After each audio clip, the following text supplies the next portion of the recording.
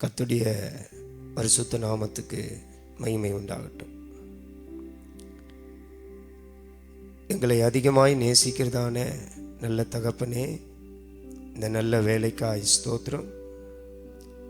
நீர் செய்த எல்லா நன்மைகளுக்காய் ஸ்தோத்திரம். வானத்தையும் பூமியும் படைத்த சர்வசக்தனே, உம்முடைய கிருபைகள் எவ்வளவோ பெரியது, உம்முடைய மகிமை மகத்துவமானது. தேவனே, எங்களை அழைத்த தேவன் உண்மையுள்ளவர். எங்களை நீர் கடைசி வரைக்கும் நடத்த வல்லமையுள்ளவராக இருக்கிறீர். உம்முடைய அழைப்பும் உம்முடைய கிருபை வரங்களும் மாறாதவைகள். சீயோனில் இன்னான் இன்னான் பிறந்தான் என்று பேர் எழுதப்பட்டிருக்கிறது. தேவனே, இந்த ஊழியத்தை செய்ய உம்முடைய பிள்ளைகளுக்கும் உம்முடைய அடியேனுக்கும் நீ பாராட்டின எல்லா கிருபைகளுக்காய் உமக்கு நாங்கள் நன்றி செலுத்துகிறோம். இந்த யூடியூப் சேனல் மூலமாக அநேக கோடிக்கணக்கான ஆத்துமாக்கள் பிரயோஜனம் அடையும்படியாக, உடைய நாம மகிமைப்படும்படியாக, விசேஷமாக king angel mighty Pentecostal mission இந்த சபையினுடைய ஊழியத்தின் அப்போஸ்தல ஊழியத்தின் வேத வசனங்கள் மூலமாக அநேக கோடிக்கணக்க ஜனங்கள் உயிரடையும்படியாக, பாதாளத்தின் வல்லமையிலும் நரகத்தின் வல்லமையிலும் இருக்கிற பாவத்தின் வல்லமையில் இருக்கிற அநேகரை நீர் விடுதலையாக்கி சீயோனாய் புதிய எருசலேமாய் மாற்றும்படியாய் செபிக்கிறோம். விசேஷமாக இந்த ஊழியத்தை செய்கிற ஒவ்வொரு தேவ பிள்ளைகளும் தேவ ஊழியர்களுக்கும் நீர் கிருபையும் வல்லமையும் ஞானத்தையும் தரும்படியாய் செபிக்கிறோம். விசேஷமாக தேவனே, இந்த ஊழியத்தின் மூலமாய் உம்முடைய நாமம் மாத்திரம் மகிமைப்படட்டும். இந்த ஊழியத்துக்காக அநேக காரியங்கள் செய்யும்படியாக உடைய மகிமை எழும்பட்டும். ஆண்டவரே, எல்லாவற்றையும் இயேசுவின் மூலமாய் வேண்டிக் கொள்கிறோம் நல்ல பிதாவே, ஆமென். அல்லேலூயா. கர்த்தருடைய பரிசுத்த நாமத்துக்கு மகிமை உண்டாகட்டும். இன்றைக்கு நாம் தியானிக்க போகிற வேத வசனம் லூக்கா எழுதின சுவிசேஷம் 15ஆம் அதிகாரம் 21ஆம் வசனத்திலிருந்து 23ஆம் வசனம் வரைக்கும், 21, 22, 23. குமாரன் தகப்பனை நோக்கி, தகப்பனே, பரத்துக்கு விரோதமாகவும் உமக்கு முன்பாகவும் பாவம் செய்தேன். இனிமேல் உம்முடைய குமாரன் என்று சொல்லப்படுவதற்கு நான் பாத்திரன் அல்ல என்று சொன்னான். அப்பொழுது தகப்பன் தன் ஊழியக்காரரை நோக்கி, நீங்கள் உயர்ந்த வஸ்திரத்தை கொண்டு வந்து இவனுக்கு உடுத்தி, இவன் கைக்கு மோதிரத்தையும் கால்களுக்கு பாதரட்சைகளையும் போடுங்கள். கொழுத்த கன்றை கொண்டு வந்து அடியுங்கள், நாம் புசித்து சந்தோஷமாய் இருப்போம். அல்லேலூயா. கர்த்தருடைய பரிசுத்த நாமத்துக்கு மகிமை உண்டாகட்டும். பிரியமான தேவ பிள்ளைகளே, இந்த வேத வசனம் நாம் அனைவரும் அறிந்ததான ஒரு வேத வசனம்தான். இந்த 3 வசனங்கள் மூலமாக தேவ பிள்ளைகளே, இந்த வசனத்தை கேட்டுக்கொண்டிருக்கிற புதியவர்களாக இருக்கலாம், ரட்சிக்கப்பட்டவர்களும் ரட்சிக்கப்படாதவர்களும், இன்றைக்கு இந்த பூமியிலே கர்த்தராகிய இயேசு கிறிஸ்துவை அறிந்ததான தேவ ஜனங்கள் பரலோக ராஜ்யத்துக்காக காத்து கொண்டிருக்கிறார்கள். விசேஷமாக அவருடைய இரகசிய வருகைக்காக. இந்த இரகசிய வருகையிலே ஒரு தேவ பிள்ளை எடுத்துக்கொள்ளப்பட வேண்டுமானால் தகப்பனுடைய வீட்டுக்குள்ளே வாழ வேண்டும் என்பதுதான் ஒரு பூரண நிச்சயமாக இருக்கிறது. இந்த 3 வசனங்களை குறித்து நாம் தியானிக்கும் பொழுது 1ஆம் வசனம் சொல்கிறது, குமாரன் தகப்பனை நோக்கி, தகப்பனே, பரத்துக்கு விரோதமாகவும் உமக்கு முன்பாகவும் பாவம் செய்தேன். இனிமேல் உம்முடைய குமாரன் என்று சொல்லப்படுவதற்கு நான் பாத்திரன் அல்ல என்று சொல்கிறார். இந்த 21ஆம் வசனத்திலே 3 காரியங்களை குறித்து நாம் பார்க்கிறோம். ஒரு தகப்பனுக்கு 2 குமாரர்கள் இருந்தார்கள். ஒருவன் மூத்தவன், இன்னொருவன் இளையவன் என்று. இந்த 15ஆம் அதிகாரத்தில் உள்ள வேத வசனங்களை குறித்து நாம் எல்லாரும் அறிந்திருக்கிறோம். இந்த தகப்பனுக்கு இருந்த இளைய குமாரன் தகப்பனோடு போராடி தன்னுடைய ஆஸ்தியெல்லாம் வாங்கி தூரதேசம் போய் தன்னுடைய ஆஸ்தியை அழித்து பாவம் செய்து பிற்பாடு ஒரு பன்றி மேய்க்கிறவனிடத்தில் போய் இருந்து பன்றி தின்னுகிற தவிடு கூட கிடைக்காமல் அவன் கஷ்டப்பட்டான் என்பதை குறித்தும், பின்பு பன்றிகள் தின்னுகிற தவிடு அவன் வயிற்றுக்கு கிடைக்காத போது, ஒருவேளை போஜனம் கூட கிடைக்காத போது, அப்பொழுதுதான் அவனுக்கு புத்தி தெளிந்தது என்று லூக்கா எழுதின சுவிசேஷம் 15ஆம் அதிகாரம் 17ஆம் வசனத்திலே, அவனுக்கு புத்தி தெளிந்தபோது அவன், என் தகப்பனுடைய கூலிக்காரர் எத்தனையோ பேர் பூர்த்தியான சாப்பாடு சாப்பிடுகிறார்கள் என்கிற ஒரு புத்தி வந்தது. இந்த புத்தி என்று சொல்வது ஒரு மனம் திரும்புகிற ஒரு அனுபவம் தான். இந்த வேத வசனத்திலே இதிலெல்லாம் குறித்து நமக்கு நன்றாக தெரியும். இப்படி அவனுக்கு புத்தி வந்த பிற்பாடுதான் தன் தகப்பனுடைய வீட்டுக்கு அவன் திரும்பி வருகிறான். திரும்பி வந்தது மாத்திரமல்ல, தகப்பனும் கூட வீட்டை விட்டு போன இளைய குமாரன் எப்பொழுது வருவான் என்று காத்து கொண்டிருக்கிறார். நாம் 21ஆம் வசனத்திலே வாசித்தபடி குமாரன் வந்து தகப்பனிடத்திலே சொல்கிறான், தகப்பனே, பரத்துக்கு விரோதமாக. இது முதலாவது காரியம். 2வது, உமக்கு முன்பாக பாவம் செய்தேன். இது 2வது காரியம். 3வது, உம்முடைய குமாரன் என்று சொல்லப்படுவதற்கு நான் பாத்திரன் அல்ல. இது 3வது காரியம். 21ஆம் வசனத்திலே 3 காரியங்களை குறித்து நாம் பார்க்கிறோம். அதாவது 3 காரியங்களுக்கு விரோதமாக அவன் செய்ததான பாவத்தை குறித்து தகப்பனிடத்திலே அறிக்கை பண்ணபோது, மன்னிப்பு கேட்டபோது, மனஸ்தாபப்பட்ட போது, இந்த மனஸ்தாபத்துக்கு பிற்பாடு, பாவ மன்னிப்புக்கு பிற்பாடு ஒரு பெரிய ஆசீர்வாதத்தை தகப்பன் குமாரனுக்கு கொடுக்கிறார். அதை தான் 22ஆம் வசனத்திலும் 23ஆம் வசனத்திலும் வாசிக்கிறோம். அப்பொழுது தகப்பன் தன் ஊழியக்காரரை நோக்கி, நீங்கள் உயர்ந்த வஸ்திரங்களை, முதல் தகப்பன் குமாரனுக்கு கொடுத்த ஆசீர்வாதங்கள் 5 விதமான ஆசீர்வாதங்கள். அதிலே முதல் ஆசீர்வாதம் உயர்ந்த வஸ்திரம், அதாவது விலையேற பெற்ற வஸ்திரம். 2வது, அவன் கைக்கு மோதிரத்தையும். 3வது, அவன் கால்களுக்கு பாதரட்சையும். 4வது, கொழுத்த கன்றை கொண்டு வந்து விசேஷமான போஜனத்தையும். 5வது, நாம் புசித்து சந்தோஷப்படுவோம்.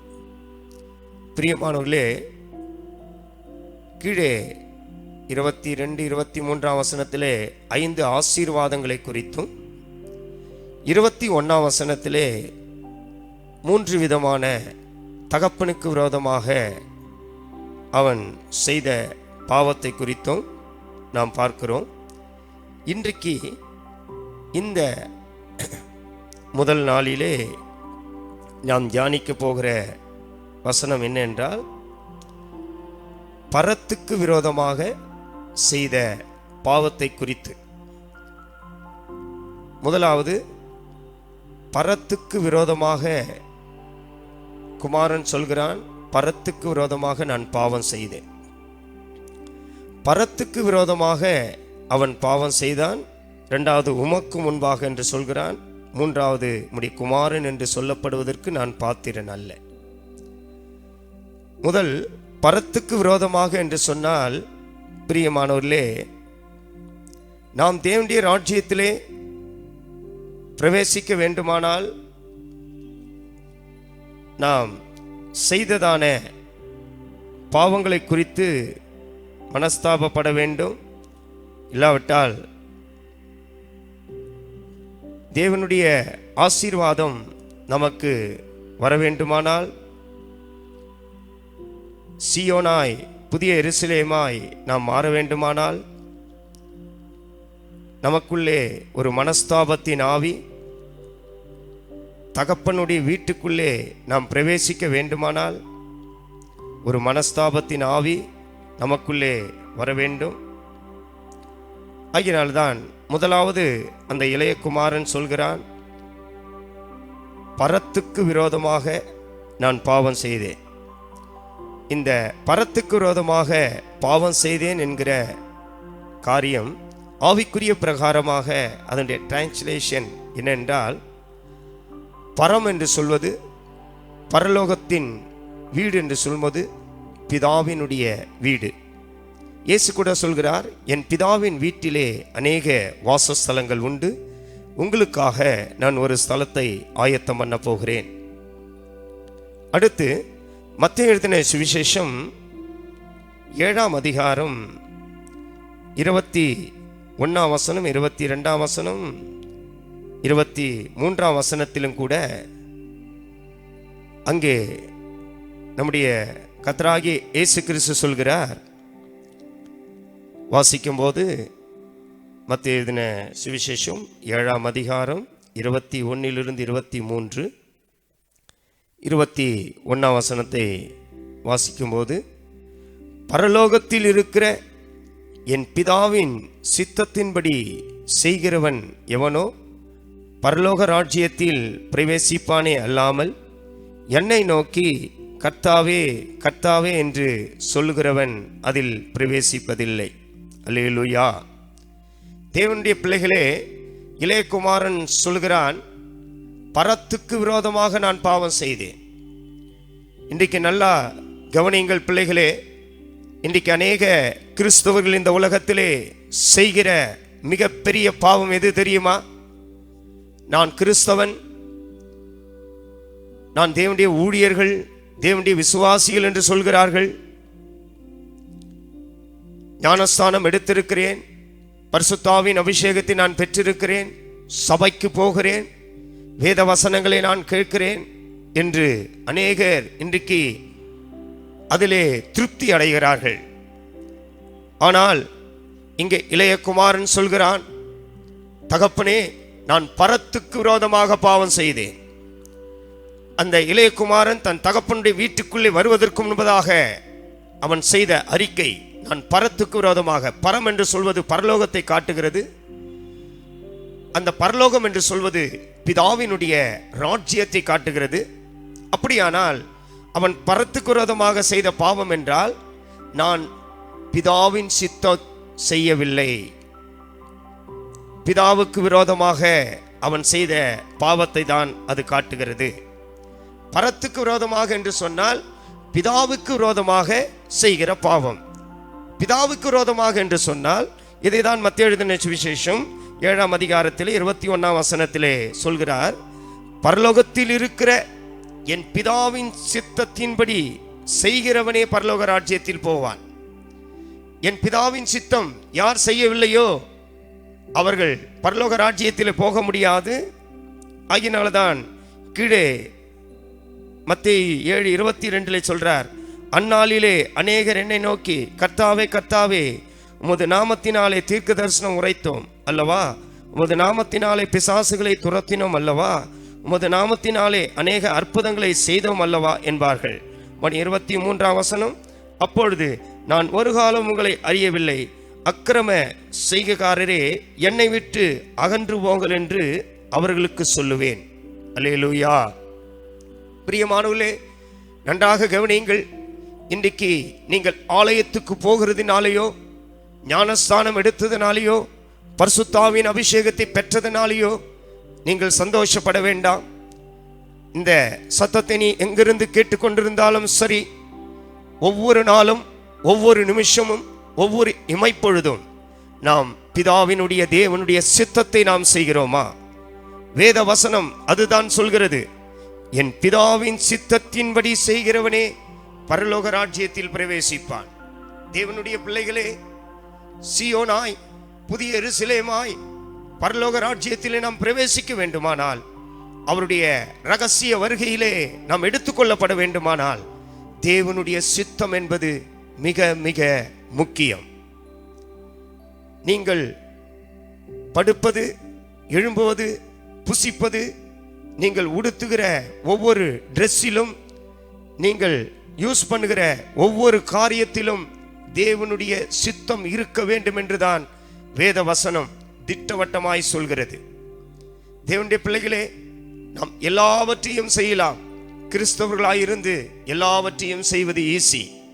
ஆனால் தேவனுடைய சித்தத்தை இன்னதென்று பகுத்தறிந்து தேவ சித்தம் செய்வதுதான் மிக மிக கடினம். ஆகினால்தான் தாவீதை குறித்து நாம் வாசிக்கும் போது, எல்லா வசனங்களையும் வாசிக்க நேரமில்லை, தாவீதை குறித்து நாம் வாசிக்கும் போது, இவன் என் இருதயத்துக்கு ஏற்றவன், என் சித்தத்தின்படியெல்லாம் செய்வான். அல்லேலூயா. ஆகினால்தான் தாவீதை, சவுலை தள்ளி தாவீதை சிங்காசனத்தில் உட்கார வைத்தார். தேவனுடைய பிள்ளைகளே, இன்றைக்கு நீங்கள் தேவ சித்தத்தை இன்னதென்று அறிந்து நீங்கள் செய்யும் போதுதான் இந்த பூமியிலும் பரலோகத்திலும் ஒரு பெரிய ஆசீர்வாதத்தை நாம் காண முடியும். இன்னைக்கு எத்தனையோ குடும்பங்களிலே சாபங்கள், கஷ்டங்கள், பிசாசின் பிடிகள், போராட்டங்கள் நுழைந்து கொண்டிருக்கிறது. காரணம் என்ன? தேவ சித்தமில்லாத மனுஷன், தேவ சித்தமில்லாத பொருள்கள், தேவ சித்தமில்லாத காரியங்கள் உன் வீட்டுக்குள்ளே வரும்போது அங்கே ஆசீர்வாதத்தை நீ காண முடியாது. தேவன் திட்டவட்டமாய் சொல்கிறார், பரலோகத்தில் இருக்கிறேன் பிதாவின் சித்தத்தின்படி செய்கிறவனே பரலோக ராஜ்யமா இருக்கிற என் தகப்பனுடைய வீட்டிலே பிரவேசிப்பான். இளைய குமாரன் தகப்பனுடைய வீட்டுக்குள்ளே பிரவேசிப்பதற்கு முன்பதாக தகப்பனிடத்திலே அவன் செய்த அறிக்கை என்ன தெரியுமா? தகப்பனே, பரத்துக்கு விரோதமாக நான் பாவம் செய்திருக்கிறேன். பரம் என்று சொல்வது பரலோகத்தை காட்டுகிறது, பரலோகம் என்று சொல்வது பிதாவினுடைய ராஜ்யத்தை காட்டுகிறது. இந்த முதல் காரியம், பிதாவுக்கு விரோதமாக, தன்றிக்கு விரோதமாக, தகப்பனுக்கு விரோதமாக நாம் என்னென்ன பாவம் செய்திருக்கிறோம் என்பதை இந்த நாளிலே ஆராய்ந்து பார்ப்போம். நீங்கள் வைத்திருக்கிற வண்டி, நீங்கள் வைத்திருக்கிற பணம், நீங்கள் வைத்திருக்கிற ட்ரெஸ், நீங்கள் வைத்திருக்கிற வீடு, எல்லா ஆஸ்திகள் எல்லாம் பிதாவினுடைய சித்தத்தின்படி உன்னிடத்தில் இருக்கிறதா? பிதாவினுடைய சித்தத்தின்படி நீ ஒரு காரியத்தை இந்த பூமியிலே நீ யூஸ் பண்ணவில்லை என்றால் நீ பிதாவின் ராஜ்யத்தில் எப்படி பிரவேசிப்பாய்? நீ தேவனுடைய பிள்ளை, தேவனுடைய குமாரன், தேவனுடைய பிள்ளை என்றால் அந்த தேவனுடைய வீட்டிலே, அந்த பிதாவின் தந்தையினுடைய வீட்டிலே நீ பிரவேசிக்க வேண்டுமானால் பிதாவின் சித்தம் செய்கிற ஒரு தேவனுடைய பிள்ளையா இருக்க வேண்டும். இளைய குமாரன் கூட பிதாவினுடைய தகப்பனுடைய வார்த்தையை கேளாமல், தகப்பன் சொன்ன வார்த்தையை அவன் கேளாமல் அவன் தூர தேசம் போனான். தன்னுடைய ஜீவியத்தை அவன் அழித்து விட்டான். தேவனுடைய பிள்ளைகளே, பிதாவின் சித்தம் செய்யாதவர்களை குறித்து வேதம் சொல்கிறது, அவர்கள் அக்கிரம செய்கைக்காரர்கள் என்று சொல்கிறது. அதே மத்திய எழுதின சுவிசேஷத்திலே நான் வாசிக்கும் பொழுது, நீங்கள் ஆலயத்துக்கு போகிறோம், வசனங்களை கேட்கிறோம், தசம பாகம் கொடுக்கிறோம், காணிக்கை கொடுக்கிறோம், ஜபம் பண்ணுகிறோம், உபவாசம் எடுக்கிறோம், இதெல்லாம் நல்லான காரியம்தான். ஆனால் தேவ சித்தம் உனக்குள்ளே நிறைவேறி கொண்டிருக்கிறதா? ஒரு இடத்துக்கு நாம் போக வேண்டுமானாலும் தேவ சித்தம் இல்லாமல் நாம் போகக்கூடாது. நாம் தேவ சித்தத்தின் படிதான் நாம் போக வேண்டும். தேவனுடைய பிள்ளைகளே, ஆகியனால்தான் வெளிப்படுத்தின விசேஷம் 3ஆம் அதிகாரம் 20ஆம் வசனத்திலே நாம் வாசிக்கும் போது, நமக்குள்ளே தேவ சித்தம் செய்யாதபடிக்கு நம்முடைய இருதய கதவை ஒருவேளை நாம் அடைத்து வைத்திருக்கலாம். அந்த இருதய கதவை வெளிப்படுத்தின விசேஷம் 3ஆம் அதிகாரம் 20ஆம் வசனத்திலே நாம் வாசிக்கும் பொழுது அங்கே சொல்கிறார், இதோ வாசற்படியிலே நின்று தட்டுகிறேன். ஒருவன் என் சத்தத்தை கேட்டு கதவை திறந்தால் அவனிடத்திலே நான் பிரவேசித்து அவனோடு போஜனம் பண்ணுவேன், அவனும் என்னோடு போஜனம் பண்ணுவான்.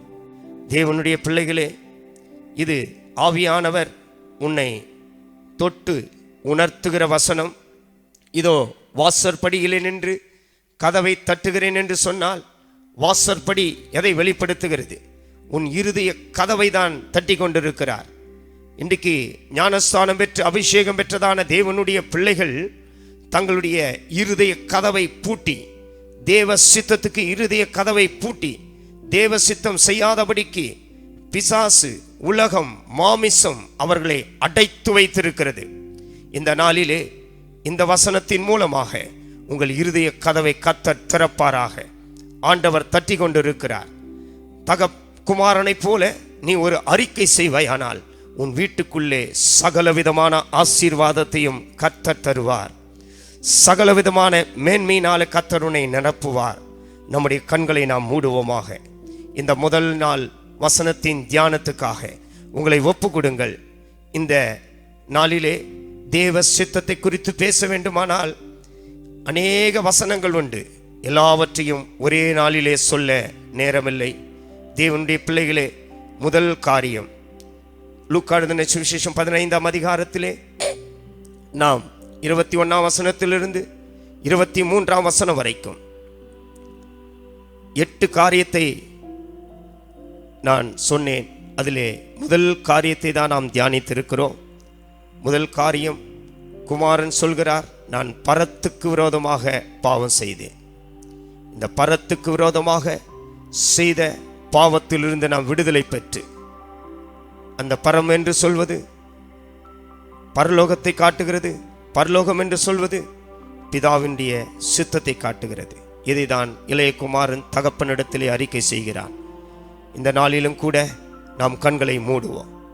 ஒரு 2 நிமிஷம் நம்மளை ஒப்பு கொடுப்போம். தேவனே, இவ்வளவு நாள் நான் ஞானஸ்தானம் பெற்று அபிஷேகத்தை பெற்று ஆலயத்துக்கு நான் போய் கொண்டிருக்கிறேன். தகப்பனும் தாயுமாய் நீங்கள் வீட்டில் இருக்கலாம், உன் பிள்ளைகள் இருக்கலாம், ஊழியர்களா இருக்கலாம், யாரா இருந்தாலும் தேவனுடைய பிள்ளையே, நீ தேவ சித்தத்தை மாற்றம் செய்கிறாயா என்பதை ஆராய்ந்து பார். தேவ சித்தம் செய்யாதவர்களை குறித்து தான் வேதம் சொல்கிறது, அக்கிரம செய்கைக்காரரே என்னை விட்டு அகன்றுவோங்கள், நான் உங்களை அறியேன். நாம் தேவனுடைய சித்தத்தை செய்வோமானால் யாரும் நம்மளை தொட முடியாது. பிசாசு நம்மளை தொட முடியாது. சாபம் நம்மளை தொட முடியாது. தேவ சித்தத்தை நீ உணர்வாயாக. இந்த தேவ சித்தம் செய்யும்படியாக தான் வெளிப்படுத்தின விசேஷத்திலே ஆவியானவர் உன் இருதய கதவை தட்டி கொண்டிருக்கிறார். உன்னுடைய இருதய கதவை நீ திறப்பாயானால் அந்த ஆவியானவர் உனக்குள்ளே பிரவேசித்து, அந்த தேவன் உனக்குள்ளே பிரவேசித்து, நான் அவனோடு போஜனம் பண்ணுவேன், அவனும் என்னோடு போஜனம் பண்ணுவான். இந்த போஜனம் என்று சொல்வது தேவ சித்தத்தை நிறைவேற்றுவது. அதேதான் இயேசு இந்த உலகத்தில் இருக்கும்போது சொன்னார், மனுஷகுமாரன் அப்பத்தினாலும் மாத்திரமல்ல, தேவனுடைய வாயிலிருந்து பிறக்கும் ஒவ்வொரு வார்த்தையினாலும் பிழைப்பான். என் பிதாவின் சித்தம் செய்வதே எனக்கு போஜனமா இருக்கிறது என்று சொன்னார். தேவனுடைய பிள்ளைகளே, எல்லா பாவங்களை குறித்து இவ்வளவு நாள் நீங்கள் தேவ சித்தம் செய்யாமல் இருப்பதே ஒரு பெரிய பாவம் என்று நீங்கள் உணர்ந்து, இந்த நாளிலே அந்த பாவத்துக்காக உங்களை ஒப்பு கொடுங்கள். கர்த்தர் உங்களை சுத்திகரித்து மன்னித்து, இந்த நாளிலிருந்து நாம் தேவ சித்தத்தை ஒவ்வொரு நாளும் பரிபூர்ணமாய் செய்து, அந்த சித்தம் செய்யும் போது நாம் தைரியமாய் தேவனுடைய பிள்ளைகளாய் இந்த உலகத்திலே ஜீவிக்கலாம். அந்த பிதாவினுடைய ராஜ்யத்திலே நாம் பிரவேசிக்கலாம். எல்லாரும் கண்களை மூடி ஒப்பு கொடுங்கள். தேவன் தாமே நம்மளை ஆசீர்வதிப்பாராக. ஆமென். அல்லேலூயா.